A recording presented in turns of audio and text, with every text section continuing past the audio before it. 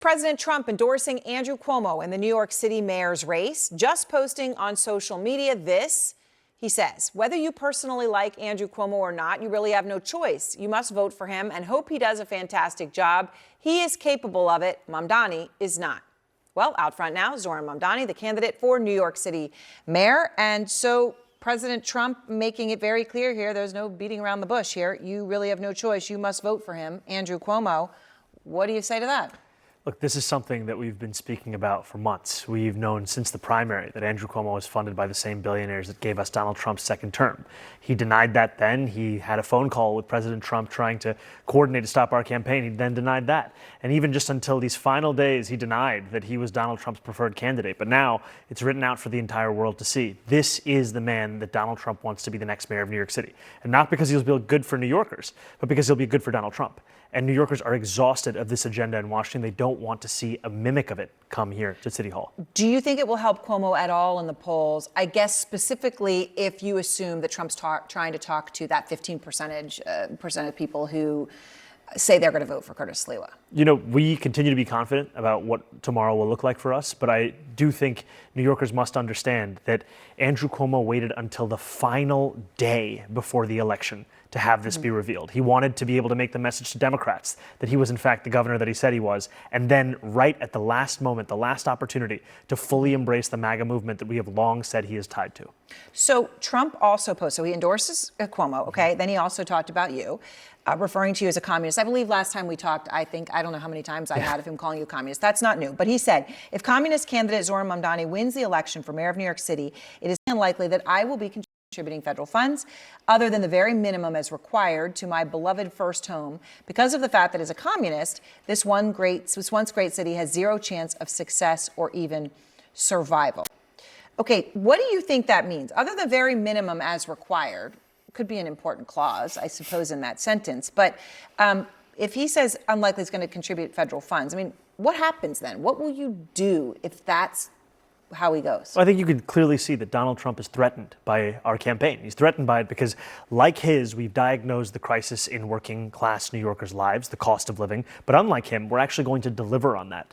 And that is a contrast that he can't bear to see. Because while he is spending $300 million remodeling a White House ballroom, the same amount of money that could provide SNAP benefits for 100,000 New Yorkers, he's trying to make it harder for Americans across the country to actually afford groceries. And this money that we're talking about, it's money that New York City is owed. It's not Donald Trump's to decide which city or state will get what money. This is the money that New Yorkers are owed, and this is the money that we're going to fight for.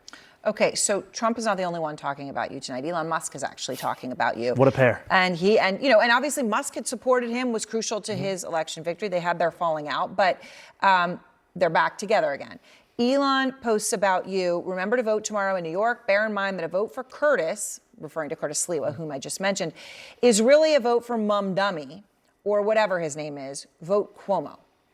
All right. Why do you think he's speaking out against you? And obviously the personal insult is in there as well, Mamdani. Look, I think this is one of the more expensive endorsements that Andrew Cuomo has ever gotten because it took $959 million in tax breaks that he gave Elon Musk for Elon Musk's pet projects back when Cuomo was the governor. And we're seeing the two twin architects of this second term of Donald Trump's presidency in the president himself and Elon Musk saying clearly to New Yorkers that their candidate is Andrew Cuomo. And they've picked Andrew Cuomo because they know that he will be the puppet that they want right here in New York City. And he's showing himself to not just be that, but also to be their parrot in the language that he's using to close out this election. Okay.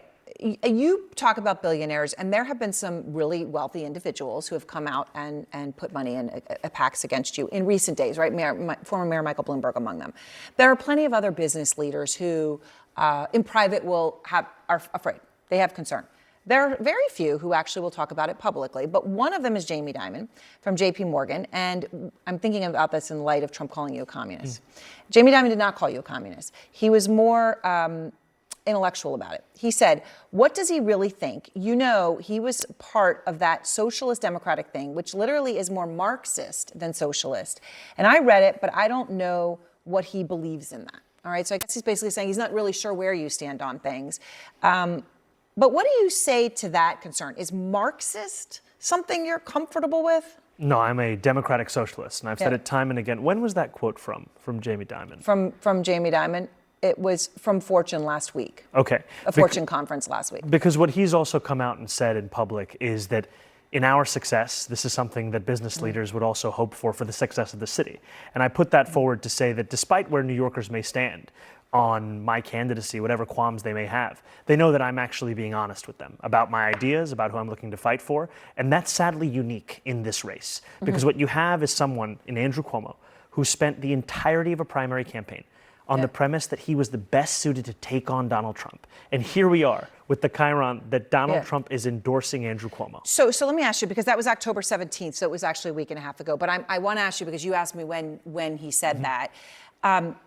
Are you talking to him? Are people like that people that you're going to sit down with and eagerly work with, or not? Look, I'll have conversations with anyone. And I've spoken to Jamie Dimon briefly, and I've spoken to a number of other business leaders across the city about my proposals. I know that there are disagreements around my fiscal policy, that I think we should raise income taxes on the top 1% of New Yorkers who make $1 million or more a year by 2%, or the fact that I think corporations' top tax rate should be matching what they pay in New Jersey. And still, there is room for an immense amount of agreement on what it means to bring the city forward, and I'll always leave that door open. So let me just ask you about President Obama. I know that you had a conversation with him.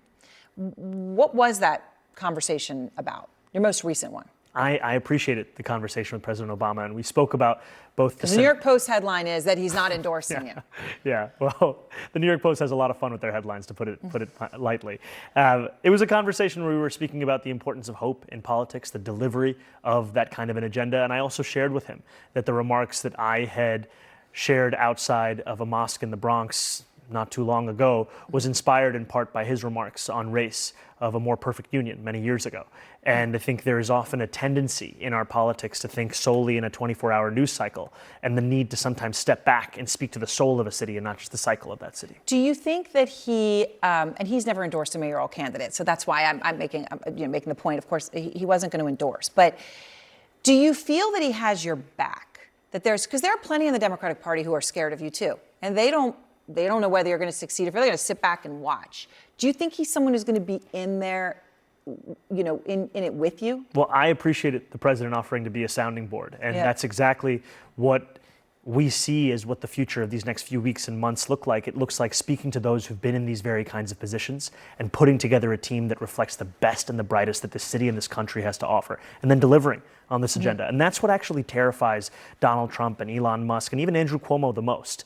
It's their fear that we will, in fact, accomplish the things that we have campaigned on. And that's one place where they're actually right. All right, Zohran Mamdani, thank you very much. Obviously, we're hours away. Yes. Hours away here. Are you ready? Do you expect it's going to be a big night for you? I'm hopeful. I'm confident, but I'll never be complacent. But look, if people want to vote for Donald Trump and Elon Musk, they should vote for Andrew Cuomo. If people want to vote for change, they should vote for me. All right, Zohran Mamdani, thank you very much. I appreciate it.